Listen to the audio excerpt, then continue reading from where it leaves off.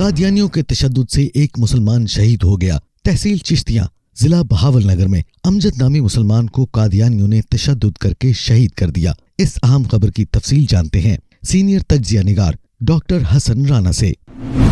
جی، یہ واقعہ 8 مارچ کو ضلع بہاول نگر تحصیل چشتیاں کے علاقے ڈہراں والا میں پیش آیا،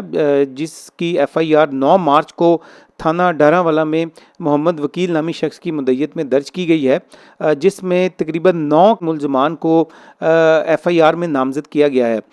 FIR اور ہمارے ذرائع کے مطابق اس واقعے میں شہید ہونے والے شخص امجد نصیر کا تعلق تحریک لبیک پاکستان سے تھا۔ ذرائع کے مطابق تحصیل چشتیاں کے علاقے چک 166 میں ایک قادیانی عبادت گاہ موجود ہے، جس پر غیر قانونی طور پر اسلامی شاعر کا استعمال کیا گیا ہے۔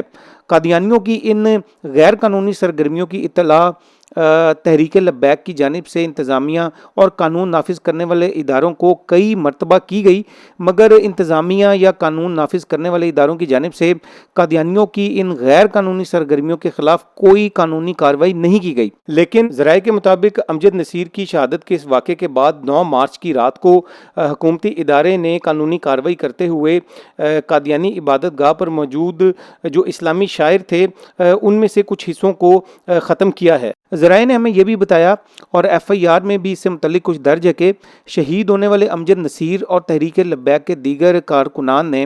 ایک موقع پر اپنے علاقے میں ختم نبوت کانفرنس کا انعقاد بھی کرنا چاہا تھا، لیکن اس کو قادیانیوں کے دباؤ پر مقررہ جگہ پر ہونے ہی نہیں دیا گیا اور اس ختم نبوت کانفرنس کو کسی کے گھر کے اندر کیا گیا، جس کے بعد مسلمانوں کو قادیانیوں کی جانب سے بھی کئی دھمکیاں جو ہیں وہ دی گئیں،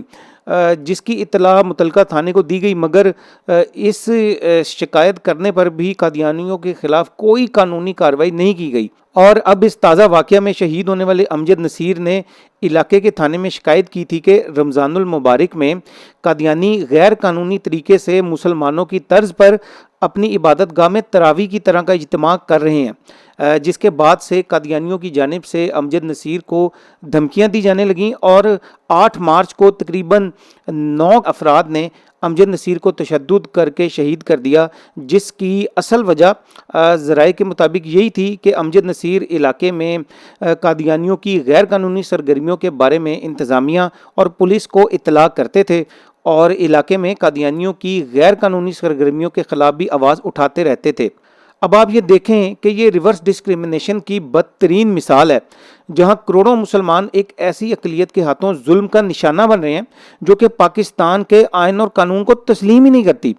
میں آپ کو بتاتا چلوں کہ قادیانیوں کی جانب سے مسلمانوں کے خلاف یہ کوئی پہلا واقعہ نہیں ہے۔ اگر آپ پچھلے 5 سے 6 سال کے اعداد و شمار دیکھ لیں تو شیخو پورہ، پتوکی، گجرات، پسرور، منڈی بہودین وغیرہ میں قادیانیوں کی دہشت گردی کی کارروائیوں میں کئی مسلمان شہید اور زخمی ہو چکے ہیں اور ان میں سے اکثر واقعات کو KTV رپورٹ بھی کر چکا ہے۔ اب یہاں یہ سوال پیدا ہوتا ہے کہ قادیانی جماعت کی جانب سے اس قسم کے واقعات کیوں کیے جاتے ہیں؟